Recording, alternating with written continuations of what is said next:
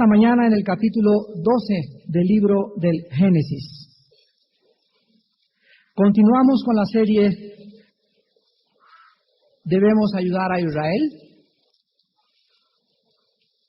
Esta semana ha sido algo especial para mí porque al iniciar la preparación del pacto abrámico, del cual en esta mañana quiero compartir, de alguna forma el Espíritu Santo me hizo sentir a la luz de lo que está pasando y el asesinato de este político José Francisco Ruiz Massieu, que por cierto fue un gran amigo mío. Fuimos compañeros de escuela 6 años, desde el kinder iniciamos, ellos vivían atrás de nosotros ahí en Acapulco, nosotros vivíamos en Río Atoyac, la familia Ruiz Massieu vivía en Río Balsas, y desde el kinder en el Colegio MacGregor de Acapulco fuimos compañeros. Vino La Salle a Acapulco, yo me cambié a Acapulco, a La Salle con Vicente Ramírez, que es el coordinador de diáconos, y José Francisco inició su carrera política, y teníamos contacto para poder hablarle de Cristo. Él varias veces me buscó a través de mi madre, porque mamá fue su maestra de él, y de sus hermanos que también asesinaron. Y en fin, estas cosas nos impactan, nos lastiman, nos entristecen, porque vivimos una época de violencia y de venganzas, donde de veras es la jungla, otra vez la ley de la jungla. Ya al ratito va a aparecer la Ciudad de México como las calles de Al Capone en los años 30, cuando la ley seca, donde la mafia le declara la guerra abiertamente al gobierno federal. Esta es la época en la que el mundo se encuentra y en la que la Biblia profetizó hace miles de años. En 2 Timoteo 3:1, el apóstol dice que el Espíritu le reveló hace 2000 años que vendrían tiempos peligrosos. Esta palabra peligroso significa amenazadores y violentos en el original griego. Vivimos una época de violencia, de amenaza, de inseguridad, de incertidumbre. Y en medio de este mundo convulsionado a nuestro alrededor, es increíble otra vez volver a desenterrar y recordar y enseñarles a ustedes de una forma fresca que desde hace más de 6000 años, Dios, el Dios creador omnipotente, el principio y el fin, el que ha escrito toda la historia para que nos demos cuenta cómo la historia va a acabar, ese Dios de la Biblia nos dice que Él entró en un convenio, en un pacto con un hombre llamado Abraham, y que todo el destino de la humanidad se encontraba en el pacto abrámico. Y cuando desenterramos el pacto abrámico y lo vemos miles de años después, nos damos cuenta realmente, hermanos, que la Biblia es la palabra de Dios. Que no hay más que venir a este libro y comenzar a tener consuelo y fortaleza. Yo pensaba cuando asesinaron a este político Ruiz Massieu, él salió de su casa esa mañana, se rasuró, se peinó, se puso la corbata, adiós esposa, adiós hijos, una trayectoria, un futuro tremendo, posiblemente tendría alguna secretaría con el próximo gobierno. ¿Y quién se iba a imaginar que 24 horas después se convertiría en ceniza? Porque lo cremaron. En 24 horas tú y yo podemos convertirnos en ceniza. Y todos sus planes, sus proyectos, sus estudios, sus capacidades, sus anhelos, ¿en dónde están? ¿Qué es lo único que queda? La ceniza y el polvo de donde venimos. Pero dentro de él había un espíritu y un alma que solo Dios sabe en dónde se encuentra. Y cuando tú y yo muramos, y cualquier presidente y cualquier funcionario, ellos ahora deben abrir los ojos y entender que está bien luchar y abrirse paso por ser político y ser diputado y ser senador, pero es más importante que todos los seres humanos cobren conciencia que no es lo prioritario, no es lo principal, no es lo esencial de la vida. Fuimos puestos en este planeta para que conociéramos a Dios, para que comprendiésemos que hay promesas de vida eterna, para que pudiéramos dedicar nuestro esfuerzo, nuestro talento, nuestro dinero a la razón más grande que existe para vivir, propagar el evangelio de la gracia de Dios. Qué maravilloso que un presidente pueda levantarse y organizar su gabinete, pero tener tiempo para la Biblia. Que el presidente del PRI pueda tener tiempo para la Biblia. Que tú como doctor, como arquitecto, como ingeniero, entiendas que todas las demás cosas son secundarias. Lo más importante, lo único que te vas a llevar el día de tu muerte es el conocimiento de Dios. Todo lo demás es vanidad de vanidades. hueco, nada te va a servir, ni te vas a llevar nada, todos tus proyectos se quedarán acá, serán pasados por el fuego el día del juicio, y lo único que sobrevivirá de este planeta son las almas humanas. Y es por las almas por las cuales vivimos, y es por las almas por las cuales el Hijo de Dios dio su vida en una cruz. Yo siento en mi alma con un sentido de urgencia hoy más que nunca. Cada vez estoy más convencido y cada vez tengo más ganas y más motivación para levantar la Biblia. Y enfrente del presidente y enfrente de todos, mostrarles las abundantes riquezas de la gloria en Jesucristo. Mostrarles que de veras es una época de arrepentimiento nacional. Es una época de reflexión nacional. Es una época en la que se debe cobrar conciencia que la solución no está en México, bajo ningún economista, ningún político, ningún plan. La solución está en el Dios de la Biblia. El que reina y gobierna con justicia, justicia recogerá, decía el rey Salomón. Y es tiempo en que México de veras levante los ojos y reconozca a Jesucristo, el Hijo de Dios. Y que nos volvamos a la Biblia y que se nos permita tener una hora en la televisión, en el radio, concientizar todos esos narcotraficantes, políticos, policías, personas, doctores, ministros, industriales, profesionistas. Toda esa gente vive sin el conocimiento de Dios. ¿Quién se los va a hacer llegar? Nada más la palabra de Dios, porque la fe es por el oír y el oír por la palabra de Dios. Imagínense que Dios nos abriera esa puerta y que pudiéramos ya. Ahora con este ministerio de videos, yo veo a los cristianos que siguen rentando películas en Videocentro. ¿Por qué no compras un video al mes y lo repartes a toda tu familia y se lo mandas a aquella persona y a aquel doctor? Hombre, te recomiendo este. Así como tienen tiempo para ver Rambo, podrán tener tiempo de ver una conferencia. Créanmelo, sí la van a ver. Pero los cristianos ahí están aletargados y siguen comprando su dinero, invirtiéndolo en Videocentro y en otras cosas que no aprovechan. Cuando tenemos el material para propagar, nuestra misión, hermanos, es ir y predicar el Evangelio. Y está aletargado el pueblo de Dios. Yo creo que tienen que suceder cosas como lo que está pasando en México para que nos concienticen y podamos sentir que se mueve la alfombra y recordar que somos polvo y que en cualquier momento el hombre más cuidado, más protegido, no importa quién sea, nadie puede evitar la muerte. Pero la iglesia tiene que comenzar primero y recordar que estamos ligados por toda la eternidad con el Dios de la Biblia. El pacto de Abraham es el pacto más fundamental de los 4 pactos incondicionales que mencionan las Sagradas Escrituras. El pacto abrámico es el primero, el pacto palestino es el segundo, el davídico es el tercero y el nuevo pacto o Nuevo Testamento es el último. Una de las cosas más importantes que vamos en esta mañana a comprender es de qué forma tan increíblemente maravillosa estamos ligados a Dios por un pacto.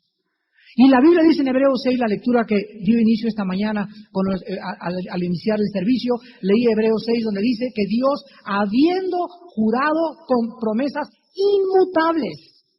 O sea, Dios no puede cambiar y cuando Dios dice es así, Él no puede jurar y te puede decir por Diosito Santo, te lo juro por mi mamacita linda. Dios dice es así y como no hay nadie más que Él, lo que Él dice es verdad y es eterno. Dios no puede retraerse en sus promesas. Y cuando Dios le juró a Abraham y entró en un pacto que Abraham, la historia humana fue afectada a través de este pacto del cual nosotros somos beneficiarios, como lo vamos a ver al acabar la conferencia, y descendientes directos de la línea espiritual de Abraham. Del capítulo 12 del libro del Génesis en adelante, el mensaje de la Biblia está relacionado con 4 pactos incondicionales, que Dios hizo con Abraham y sus descendientes a través de Isaac y de Jacob. Repito, no solo el destino de Israel, sino también el destino del mundo entero está asegurado con estos pactos que se encuentran en la Biblia. Si un cristiano no tiene una clara comprensión de estos pactos, es imposible que comprenda todo el significado de la Biblia.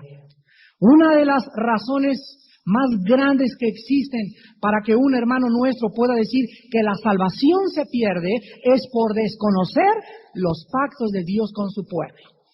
Cuando me encuentro un hermano querido que me dice, hermano, la salvación se puede perder, lo primero que viene a mi mente es preguntarle, ¿conoces tú el pacto de sangre, el nuevo pacto que Cristo selló en la cruz del Calvario con su iglesia?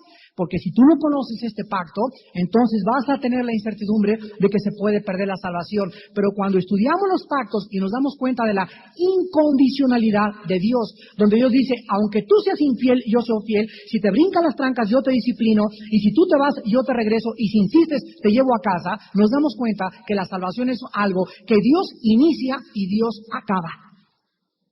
El que comenzó la obra, dice Filipenses capítulo 1, la perfeccionará. Dios es el autor y el consumador de la fe. Él es el alfa y la omega.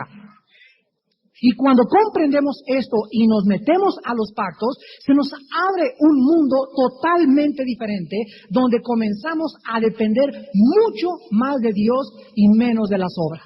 Entramos, como dice Hebreos, al reposo de Dios. Y ya comprendemos en qué consiste verdaderamente la espiritualidad. El conocimiento y el estudio de estos 4 pactos incondicionales es imprescindiblemente necesario para comprender también si Israel, el Israel físico y la nación que está ahorita en el Asia Menor, tienen o no tienen un futuro como nación y como pueblo. También estudiar estos pactos nos va a ayudar a clarificar la misión y el propósito de la iglesia. En estos días de intensa guerra espiritual en que la iglesia está siendo grandemente atacada, va a ser maravilloso recordar que a través de estos pactos, la gracia, la misericordia y las promesas fieles de Dios son fieles desde la eternidad. Yo tengo mucho calor. Hace calor, ¿verdad?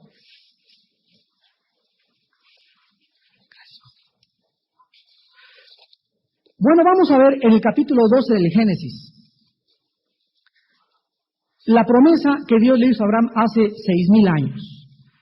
Y vamos a ver de qué forma tan increíble, repito, toda la historia de la raza humana ha sido afectada por un solo pacto privado que Dios hizo con un hombre y con sus descendientes.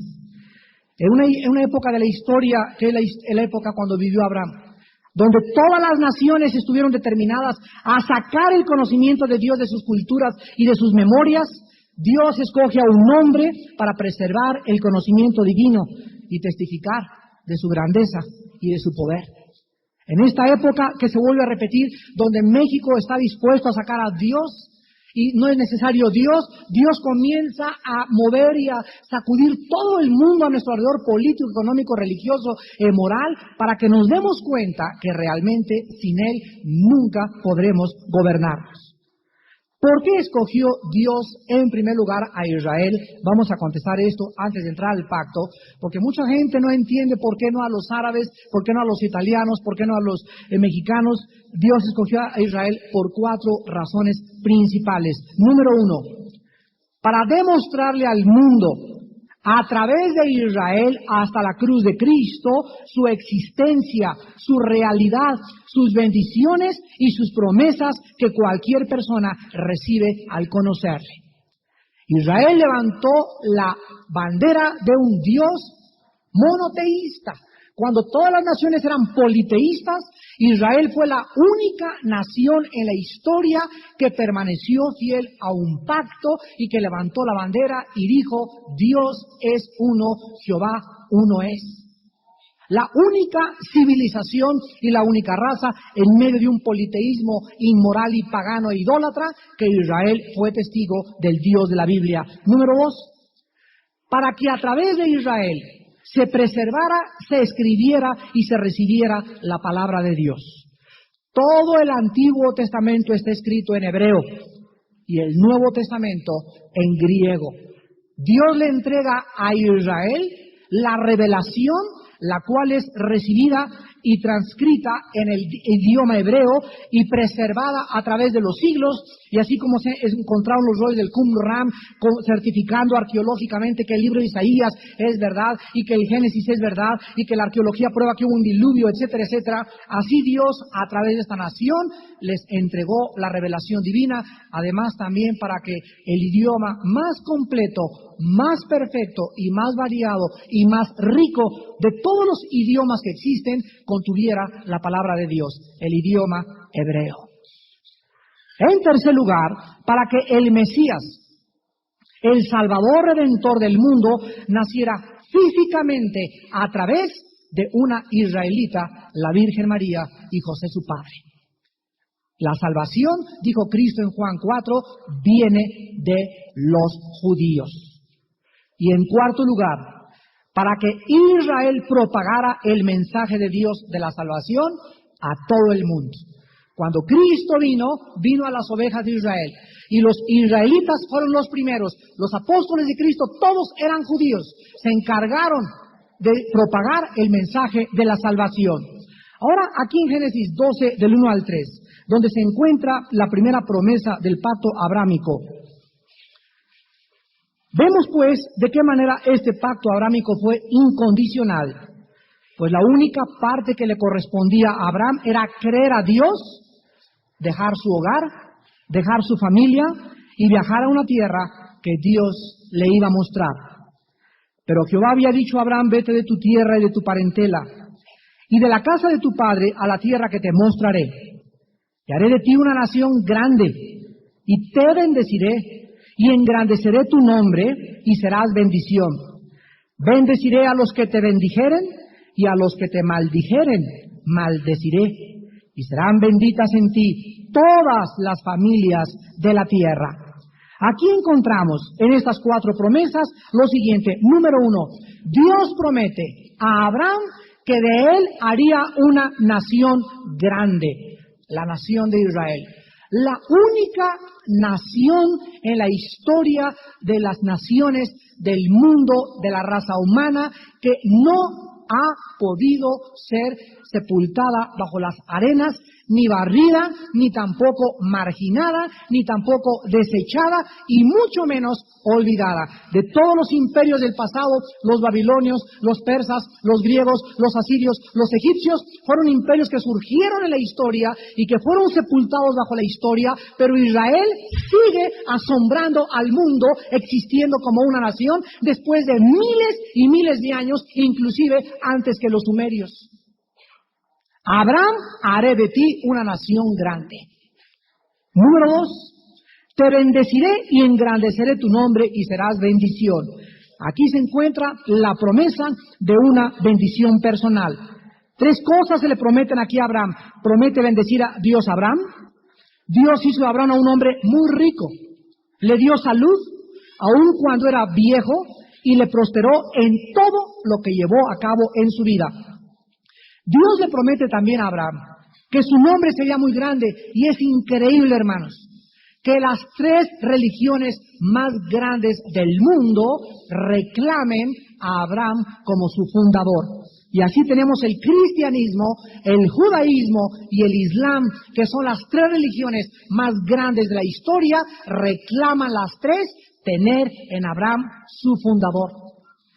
En tercer lugar le dice Dios, bendeciré a los que te bendijeren y maldeciré a los que te maldijeren. Aquí se le promete una bendición personal en contra del antisemitismo.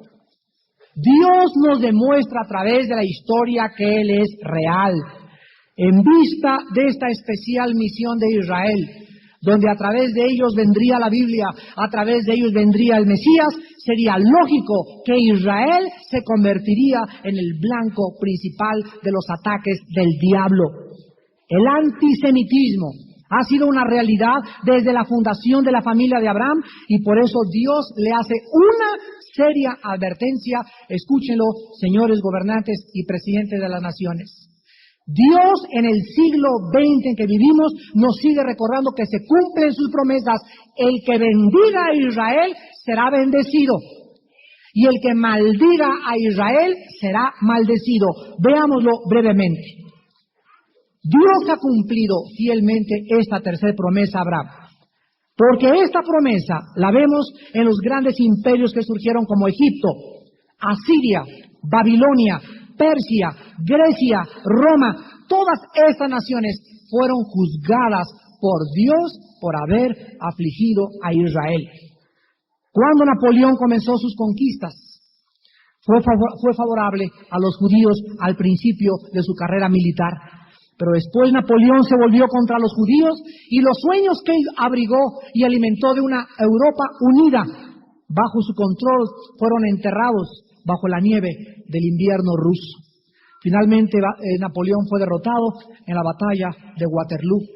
El Imperio Británico, que comenzó dando su protección a los judíos en este siglo, pero después los políticos británicos decidieron que era más importante el petróleo árabe que cumplir la declaración de Balfour, emitida en 1930, donde se le garantizaba un pedazo de tierra a Israel. Los británicos se volvieron en contra de los judíos. Finalmente las Naciones Unidas en el 45 aprobaron que regresaran a su tierra, en el 48 se les dio la tierra y los británicos salieron y actualmente el Imperio Británico fue desmantelado después de la Segunda Guerra Mundial y actualmente no es ni el recuerdo de lo que fue en su pasado por haber perseguido al pueblo de Dios. Lo mismo le pasó a Alemania bajo el gobierno del Tercer Reich. La palabra Reich significa imperio, de Adolfo Hitler, que supuestamente él dijo que duraría 1000 años. Fue destruido totalmente 13 años después de su nacimiento.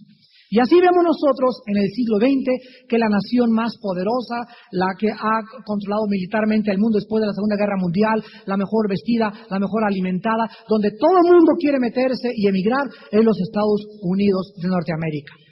¿Qué serán los gringos más inteligentes que los mexicanos? No. ¿Son más inteligentes que los alemanes? No. ¿Qué capacidad tienen cuando Estados Unidos fue fundada en la Biblia? La única razón por la cual Estados Unidos ha sobrevivido hasta nuestros días es porque es la única nación que ha defendido a Israel después de la Segunda Guerra Mundial. ¿Coincidencia de la historia? No. Hace 6000 años la promesa le fue dada a Abraham. A los que te bendigan, los voy a bendecir. Y a los que te maldigan, los voy a maldecir. Esta maldición es increíble que también tiene validez. Cuando Cristo venga, muchos pueden decir, bueno hermano, esto fue en el pasado. Vamos a demostrar en Mateo capítulo 25 que cuando Cristo venga a la tierra, esta misma promesa va a tener validez. Aún en el tiempo, repito, de la segunda venida de Jesucristo. Dice Mateo 25, versículos 31 al 32, Jesucristo hablando, cuando el Hijo del Hombre venga en su gloria y todos los santos ángeles con él, entonces se sentará en su trono de gloria y serán reunidas delante de él todas las naciones. La palabra aquí, naciones, en el original griego, es gentiles. Serán reunidas las naciones gentiles. Aquí se excluye totalmente a Israel.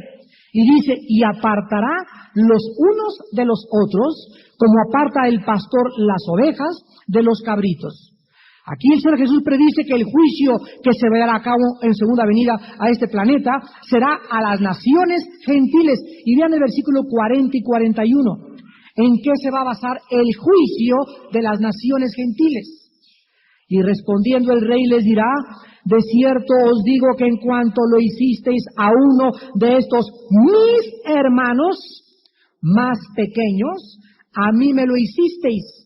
Entonces dirá también a los de la derecha, a los de la izquierda, apártense de mí, malditos. Vean ustedes la maldición, malditos, malditos al fuego eterno preparado para el diablo y sus ángeles.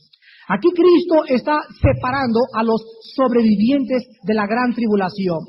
Y a un grupo especial le llama hermanos pequeños.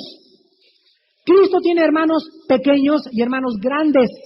Los pequeños son los judíos porque fueron los primeros que formaron pacto de la nación de Dios. Y nosotros, en Hebreos 2, se nos llama hermanos. Y esa palabra ahí en el original es mayores. Así podemos diferenciar, pues, que la familia de Dios está formada por el pueblo y la nación de Israel, físicamente herederos de la promesa de Abraham, y el pueblo que asimiló o pudo obtener la promesa y el beneficio del pacto abrámico a través del nuevo nacimiento.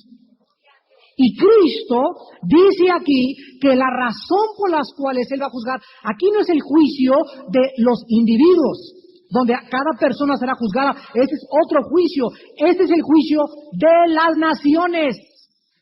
Y la base del juicio de las naciones estará vinculado estrechamente a la forma en que las naciones trataron a Israel.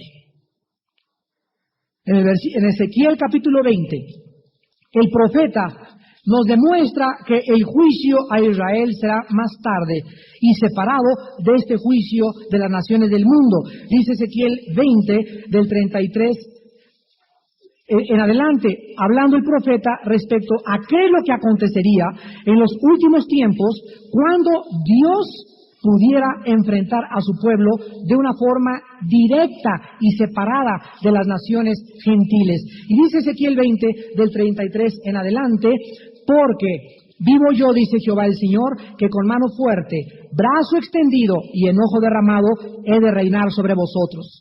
Los sacaré de entre los pueblos, los reuniré de las tierras en que estáis esparcidos con mano fuerte y brazo extendido y enojo derramado. Y os traeré al desierto. Esto está estrechamente ligado con Apocalipsis capítulo 2, cuando la mujer se va al desierto. Ahí dice, litigaré con vosotros cara a cara. Como litigué con vuestros padres en el desierto de la tierra de Egipto, así litigaré con vosotros, dice Jehová el Señor. Cuando Cristo venga, va a separar a Israel, va a tratar con ellos de una forma separada y va a voltearse con las naciones gentiles y va a tratar con ellas de otra forma totalmente separada. El trato de Dios a Israel y el trato a las naciones gentiles, el juicio a Israel y el juicio a las naciones gentiles, la Biblia nos marca la demarcación y la división como dos cosas totalmente distintas. Ahora bien, no cabe duda que este grupo, a quien Cristo llama mis hermanos, forman parte seguramente de esos 144,000 judíos sellados en Apocalipsis 7 y Apocalipsis 14, que son judíos étnicos. Aquí no hay nada de que no son judíos étnicos y son personas encargadas de la difusión del Evangelio en el tiempo de la tribulación. Ahora ven ustedes en Génesis 12:1. Que la única parte condicional del pacto con Abraham es una orden para que Abraham obedezca. Jehová le dijo a Abraham, vete de tu tierra, de tu parentela, de la casa de tu padre, a la tierra que te mostraré. Vean ustedes aquí en primer lugar la orden, vete. En segundo lugar, vean ustedes la dirección, a la tierra que te mostraré. Y en tercer lugar, vean a ustedes la protección, bendeciré a los que te bendijeren, maldeciré a los que te maldijeren. Hermanos en Cristo, cuando nosotros recibimos el llamado de Dios, el llamado de Dios está ligado al llamado de Abraham. Y Cristo dijo que el que no aborreciere, hermanos, padres, familia, por causa de él, no sería digno del reino de Dios. ¿Qué significa aborrecer, hermanos, familia? ¿Que papá te odio porque amo más a Cristo? No. La palabra original significa el que no ponga en primer lugar a Cristo antes que su familia. En otras palabras, si tu familia se opone y tú vas a comprometer tus principios por agradar a tu familia, no eres digno del reino de Dios. Dice en Mateo 10 que Cristo vino a meter espada y dividir las familias entre la luz y las tinieblas por causa del Evangelio. Así pues, dice Dios en esta mañana, escoge a quién quieres creer o con quién quieres quedar bien. Si quieres quedar bien con tu cuñada, vete con tu cuñada. Si quieres quedar bien con tu hermana, vete con tu hermana. Pero nunca podrás servir a dos amos, porque vas a quedar bien con tu hermana, pero vas a quedar mal conmigo, dice el Señor. Cuando nosotros obedecemos este llamado de Dios a separarnos y a vivir totalmente diferentes y a poder vivir y dar un testimonio a nuestro alrededor, entonces Dios nos promete bendecirnos. Son grandes las bendiciones de Dios para los que le obedecen. Oh Señor, dice uno de los salmos, cuán grandes son tus bendiciones para los que te temen y los que guardan tus mandamientos. Y Dios promete su protección en nuestra vida y Dios nos muestra todo lo demás es incondicional. La salvación no la puedes perder, solo obedéceme, vive la vida que yo quiero que tú vivas y las promesas te van a alcanzar. La Biblia dice que a través de la fe y la paciencia se obtienen las promesas. En Génesis 12, versículo 7, la Biblia dice que se le aparece Jehová a Abraham por segunda vez y le dice, A tu descendencia le daré esta tierra, a tu descendencia le daré esta tierra. Y edificó allí un altar a Jehová, quien le había aparecido. Vean ustedes en estas promesas que Dios agrega. En primer lugar, que la descendencia de Abraham sería innumerable, cuando su esposa era estéril y él estaba pasado de la edad para tener hijos. En segundo lugar, Dios le promete un pedazo específico de tierra. Y en tercer lugar, le dice que es su descendencia de él la que va a poseer esta tierra para siempre por heredad. Veamos en el Salmo 37 la asombrosa revelación bíblica respecto a que nosotros formamos parte de esta descendencia y herencia del planeta Tierra. En esta mañana puedes contestar en dónde vamos a vivir en el cielo, aquí en esta tierra. Hermano, yo creí que era una nube con una arpa, con unos querubines y unos angelitos. Eso lo leíste en Tribilín contra Mickey Mouse. En ninguna parte de la Biblia nos muestra la Escritura que nosotros vamos a vivir eternamente en el cielo. Se nos dice que entre el estado de la resurrección, si tú te mueres hoy en la noche, te vas inmediatamente al cielo en espíritu, tu cuerpo está aquí en la tierra, y cuando venga la resurrección de los muertos, entonces vendrá el juicio y bajaremos a vivir. Mientras viene la promesa de Dios, sí estamos en el cielo. Ahorita el apóstol Pablo y Juan y todos están en el cielo con Dios. Pero el lugar que Dios ha escogido para que nosotros vivamos por toda la eternidad es este pequeño planeta llamado Tierra de la Vía Láctea. Vamos a comprobarlo en el Salmo 37, versículos, el 3 en primer lugar. Confía en Jehová y haz el bien, y habitarás ¿en dónde? En la tierra, y te apacentarás de la verdad. Versículo 9. Porque los malignos serán destruidos, pero los que esperan en Jehová, ellos heredarán ¿qué cosa? La tierra. Versículo 11. Los mansos heredarán la tierra, heredarán, será de ellos, y se recrearán con abundancia de paz. Versículo 22, porque los benditos de él heredarán la tierra, y los malditos de él serán destruidos. Versículo 29, los justos heredarán la tierra, y vivirán para siempre sobre ella. Versículo 34, espera en Jehová y guarda su camino, y él te exaltará para heredar la tierra. Cuando sean destruidos los pecadores, lo verás. Hermanos en Cristo, estas promesas en el Salmo 37 involucran a Israel y a la iglesia, porque somos los mansos, los justos, los que esperan en Jehová. En el libro de Efesios están los salmos vigente como algo que forma parte de nosotros. Y vemos en Apocalipsis, en el capítulo 21 y en el capítulo 2, cielos y nueva tierra, donde habita la justicia perdurable. Y una nueva ciudad bajando del cielo con las medidas de Dios, con puertas de perlas, con los fundamentos con los apóstoles y las puertas con los apóstoles, los fundamentos con las tribus de Israel. Y encontramos en esta ciudad habitando y cayendo ahí en medio del Asia Menor, en la tierra, en el lugar geográfico que Dios le dijo a Israel, donde nosotros vamos a vivir por toda la eternidad. Prometido desde el capítulo 12 del libro del Génesis, confirmado en el capítulo 21 y 22 de Apocalipsis y por todas las páginas de las Sagradas Escrituras. Algún día tú y yo nos vamos a reconocer aquí en esta tierra. Las flores no tendrán espinas, los animales no tendrán ferocidad, no habrá mala hierba, no habrá veneno en las víboras ni en los alacranes. El niñito chiquito podrá revolcarse y jugar con un león como con un perrito chihuahueño, y podrán hacer las cosas que no podemos hacer. Jamás llegarás y me dirás, los rayos X acaban de revelar que tengo cáncer, nunca verás a nadie con SIDA, nadie volverá a llorar, todo será gozo eterno y perpetuo. ¿Cuál es la condición? ¿Cuál es la condición? Obedézcanme. Obedézcanme. ¿De veras crees la Biblia? Obedece. No puede nadie decir creo la Biblia y vivir en rebelión. No se puede. Porque tenemos que dar una evidencia de nuestra conversión, de que creemos. La fe sin obras es muerta. Tenemos que obedecer la palabra para poder heredar. Y la única forma en la que tú demuestras que no pierdes tu salvación y que eres cristiano es una vida de obediencia. ¿Por qué? Porque no se puede obedecer sin el poder del Espíritu Santo. Si tú eres una persona que caes y caes y caes y caes y caes, es porque no tienes al Espíritu Santo, porque el Espíritu que Dios nos ha dado es un espíritu de poder, de valor y dominio propio. Y aunque el justo cae, se levanta y se restaura y Dios lo pone en un camino mucho más alto y te abre el panorama en tu futuro y te muestra sus promesas y te dice, vigorízate, fortalécete en mí, porque pronto heredarás la tierra.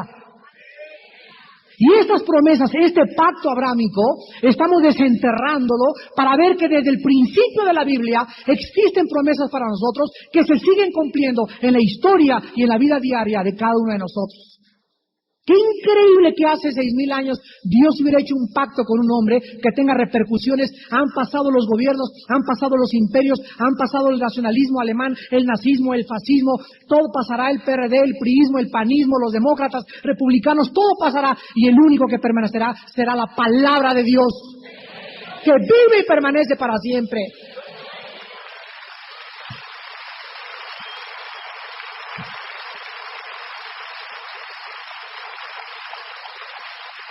A ver esto, hermanos, de veras debemos de fortalecernos, debemos de animarnos y decir, vale la pena.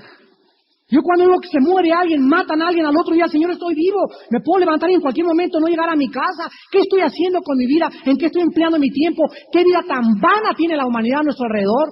Todos andan con la amante, con el adulterio, con la pornografía, con el robo, con el fraude. Y la Biblia dice, tus pecados te van a alcanzar. Y cada hecho que hayas hecho, cada degeneramiento, cada inmoralidad, todo darás cuenta en el día del juicio. Por favor, vivamos a la luz de la eternidad. El tiempo se acerca, el tiempo es corto. Tan corta que es nuestra vida, qué rápido nos pasa la vida. Ya no tenemos tiempo de nada de veras. Es hora de una consagración total e incondicional al Dios que es fiel a sus promesas y que nos sigue diciendo, te bendeciré.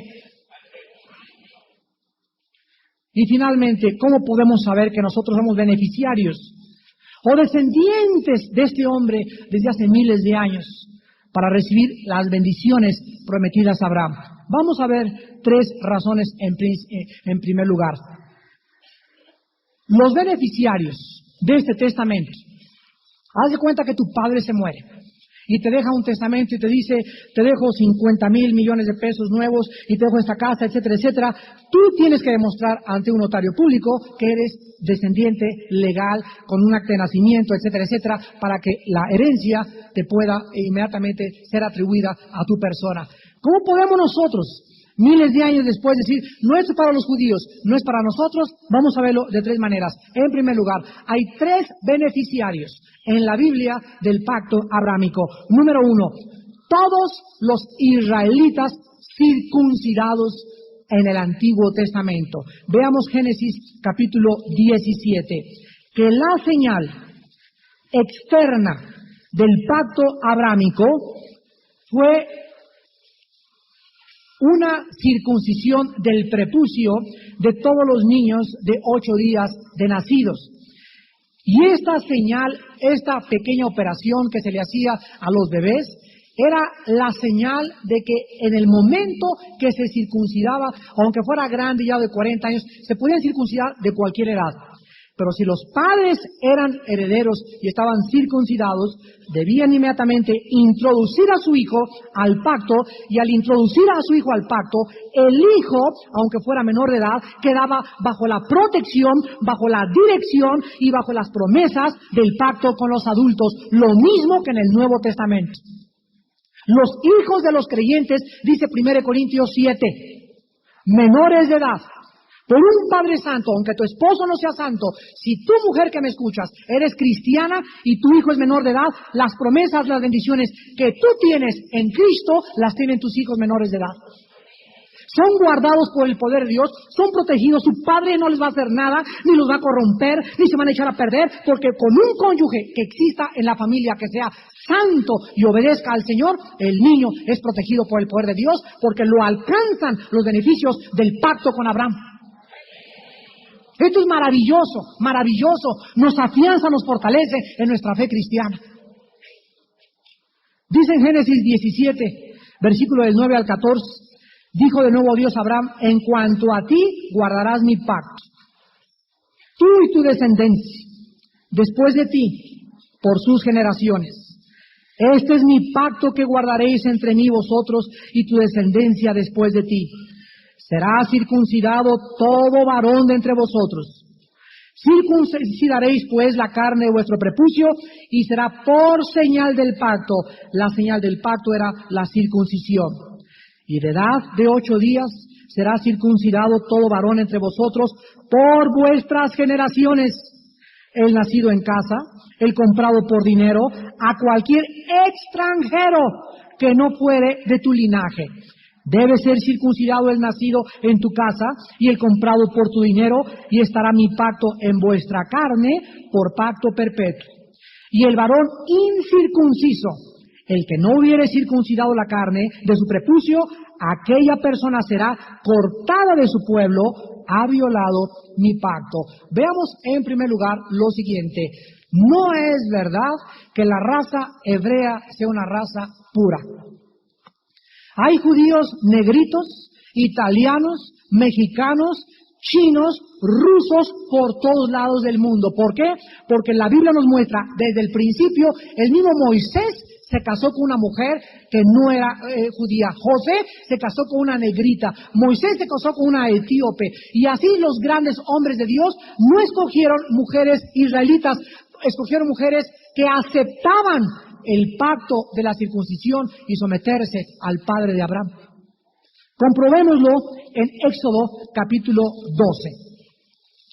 En Éxodo 12, cuando se inaugura la Pascua, cuando se cambia el calendario judío del mes de Tishri al mes de Nisan, ahora sería Nisan el primer mes del calendario judío, en la peregrinación y en el éxodo hacia el desierto, sucede algo increíble en la nación de Israel. Éxodo 12, del 43 al 50. Jehová le dijo a Moisés y Aarón: esta es la ordenanza de la Pascua, ningún extraño comerá de ella. Mas todo siervo humano comprado por dinero comerá de ella, después que lo hubieres circuncidado. Vean, ni siquiera se podía comer la Pascua sin la circuncisión. El extranjero y el jornalero no comerán de ella. Se comerá en una casa, no llevarás de aquella carne fuera de ella, ni quebraréis hueso suyo. Toda la congregación de Israel lo hará. Mas si algún extranjero, o sea, no israelita, morare contigo y quisiere celebrar la Pascua para Jehová, séale circuncidado todo varón, y entonces la celebrará. Y será como uno de vuestra nación, será como uno de vuestra nación. O sea, ¿qué es lo que hacía una persona israelita? No la descendencia étnica, sino el pacto de la circuncisión. No importa a qué nación perteneciere, si fuera extranjero, en el momento que se circuncidaba, entraba a formar parte de la nación y como consecuencia bajo el pacto de Abraham. Será como uno de vuestra nación, pero ningún incircunciso comerá de ella. Entonces los primeros que fueron beneficiados con el pacto de Abraham fueron los israelitas que bajo el antiguo pacto se circuncidaron y que comenzaron con esta señal externa a recibir la protección de Dios, y no importaba que fuera gentil, entraba como beneficiario en estas condiciones. Así pues, no hay tal cosa como que los judíos son la única raza hebrea pura que existe.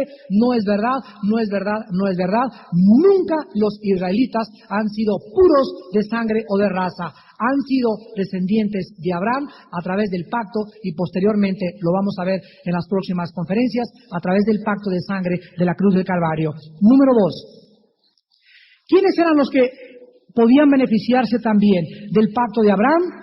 Todos los israelitas descendientes de Abraham según la carne, pero circuncidados del corazón, convertidos al Mesías. Cristo llega al mundo y todo Israel confiaba en qué cosa para pertenecerle a Dios. ¿En qué confiaban? En la circuncisión. Y comenzaban a decirle a Cristo, yo no soy hijo de fornicación, yo fui circuncidado. Pero ellos no habían comprendido que la señal externa de la circuncisión solamente manifestaba lo que en el interior ellos debieron haber aceptado a Jehová con todo su corazón y con toda su alma.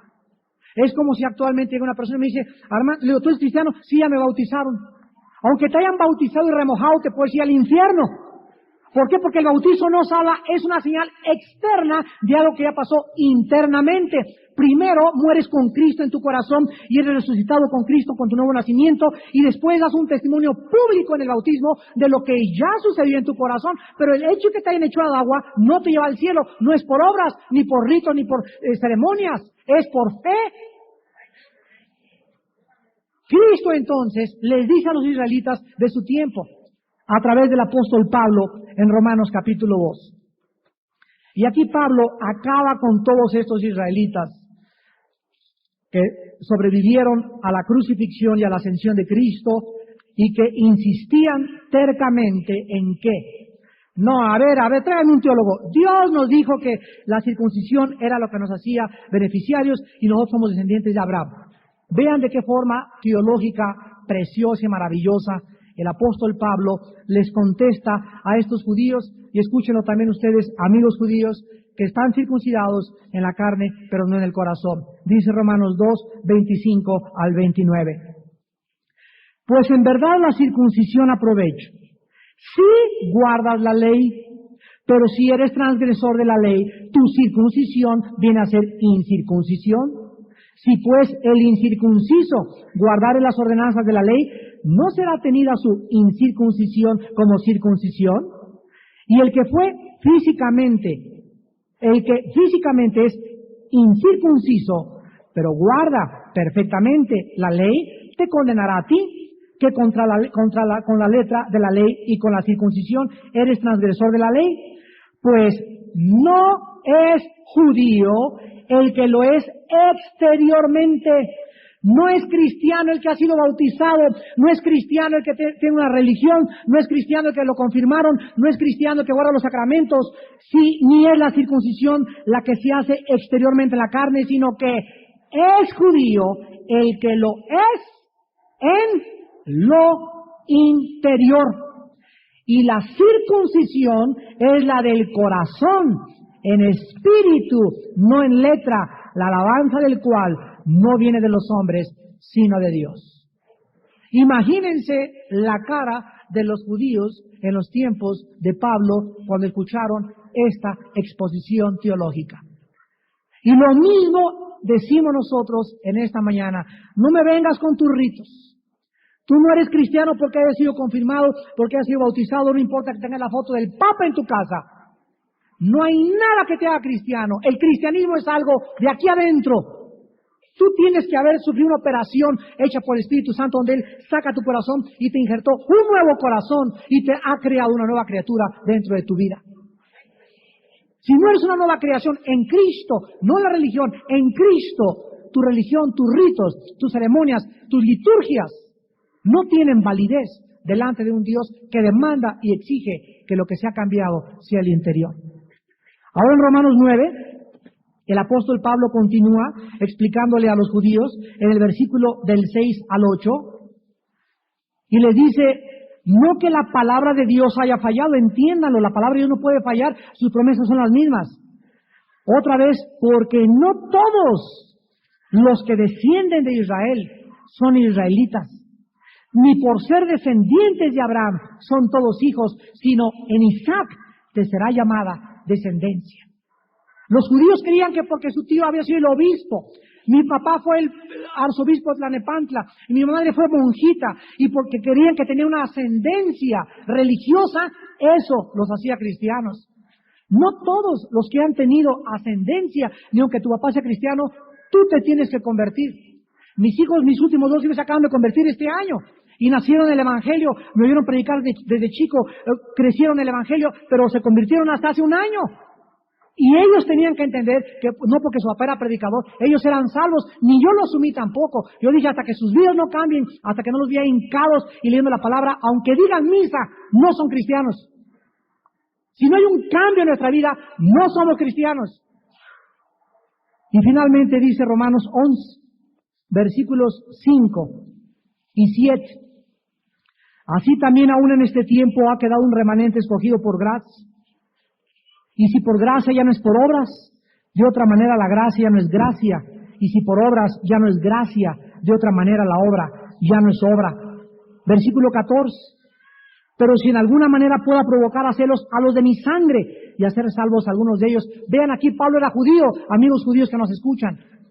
¿Y cuál era la intención de Pablo? Salvarlos, a ellos, a los que descendían de Abraham en la carne, pero no en la promesa de Isaac, que es la promesa que viene y se obtiene por la fe.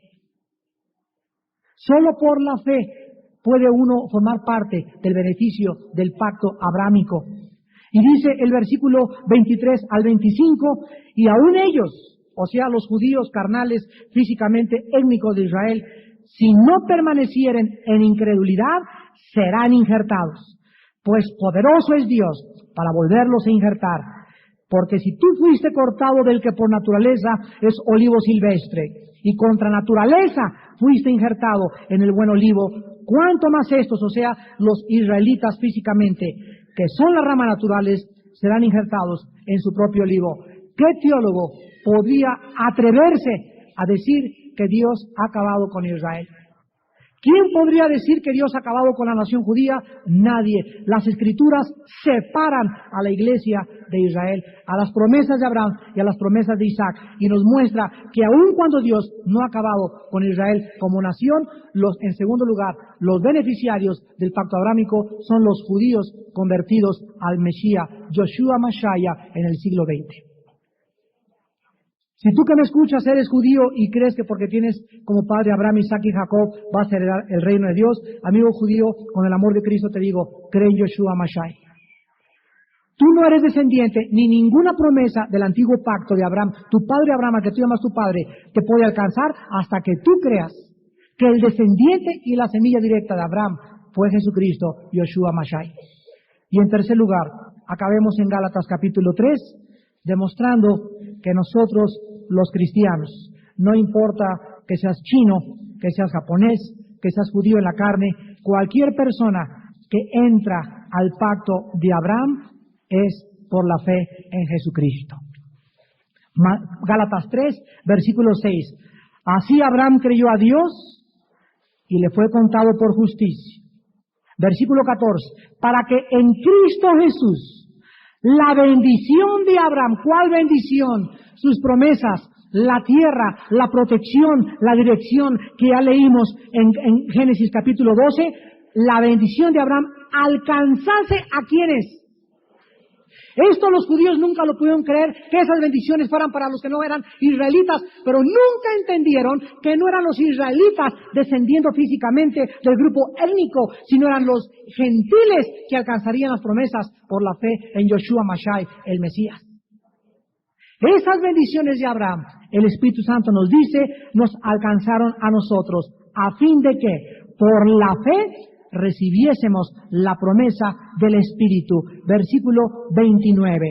Y si vosotros sois de Cristo, ciertamente linaje de Abraham sois y herederos, beneficiarios, según la promesa. ¿Cuál promesa? La que Dios le hizo a Abraham. Te engrandeceré, te bendeciré, te protegeré. Nunca te abandonaré, nunca te dejaré, nunca te desampararé. Estaré todos los días hasta el fin de los siglos en tu vida. Y tú y tus hijos serán salvos, porque los descendientes de los justos heredarán la tierra. Si ustedes tienen hijos menores de edad y ustedes son cristianos, vuestros hijos están protegidos, no importa que se los lleve su padrastro o su madrastra o la influencia que les den, la promesa de Dios es vigente, es inmutable, es inequívoca, es eterna. Él ha jurado, la descendencia de los justos será bendita. Y aunque se enoje el diablo ahorita, y aunque patalee y grite, y aunque veas a tu hijo mayor de edad ahorita tal vez borracho y drogadicto y fuera de tu casa, la promesa lo va a alcanzar. ¿Por qué? Porque Dios es fiel.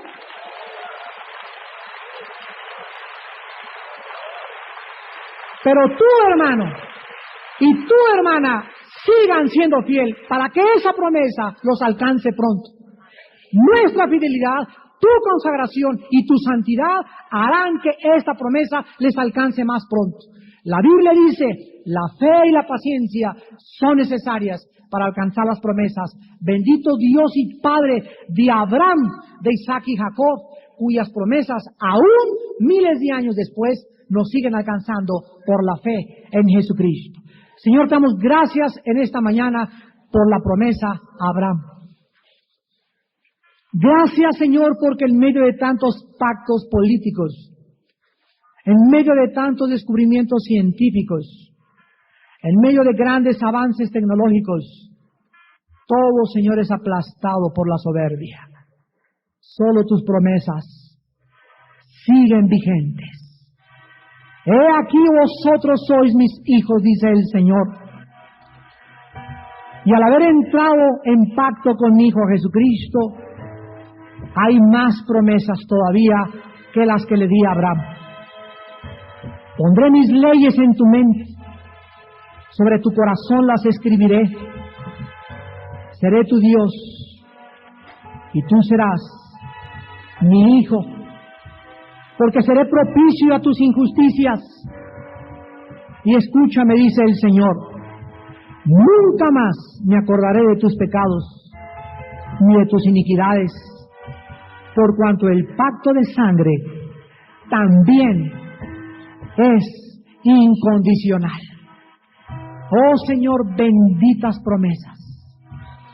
Esto nos conmueve y nos constriñe el amor de Cristo, sabiendo que necesitamos vivir para ti. Es imprescindible la obediencia. Necesitamos obedecer. Hemos sido llamados a obedecer el Evangelio y a creer con nuestra conducta que la fe de nosotros no es como la fe de los demonios, porque los demonios también creen y tiemblan, pero nunca quieren obedecer. Dios te dice, no me digas Señor, Señor, sino vive mi palabra. Manifiesta ese amor de Cristo en tu corazón. Entrégame más de tu tiempo. Entrégame más de tus bienes. Entrégame más de tu salud. Dámelo todo, dice el Señor, incondicionalmente, porque yo soy tu Dios. Busca primero mi reino y su justicia, todo lo demás te será añadido. En esta mañana hay muchas personas que no están en este pacto, que aún no sigue alcanzando. Hay muchos de ustedes en esta mañana que viven sin dirección, sin nadie que les dé órdenes más que tu corazón perverso y sin nadie que te proteja. El Señor quiere en esta mañana ser tu pastor. Ahora te invita al nuevo pacto de sangre, que es mucho más grande y más precioso que los pactos anteriores, porque está basado en mejores promesas. Y te dice en esta mañana, la única condición para que tú entres a este pacto es tu arrepentimiento. Arrepiéntete. Arrepiéntanse muchos de ustedes de sus pecados en esta mañana. Ya dejen de vivir esas vidas que están viviendo. Hoy puede llamarte Dios a cuentas.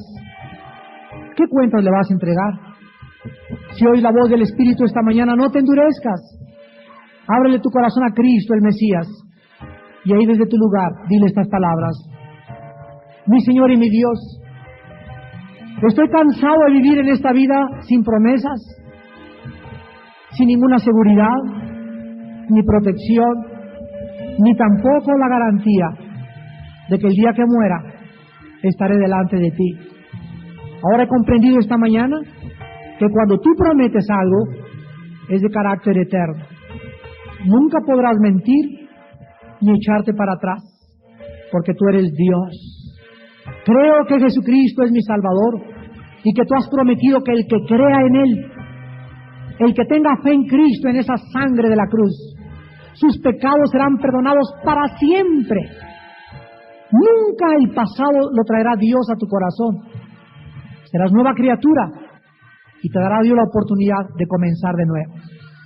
En esta mañana, dile: mi Señor y mi Dios, perdona mis pecados, me arrepiento con todo mi corazón, lávame con tu sangre, porque creo en Jesucristo como la simiente de Abraham, que vino a bendecir mi vida y con cuyo nacimiento todas las naciones del mundo algún día serán benditas. Señor Jesús, entra a mi corazón como mi Señor y mi Salvador. Fortaléceme y gracias porque mis hijos están dentro de este pacto de sangre por toda la eternidad. En el nombre de Jesús. Amén. Amén, amén, amén.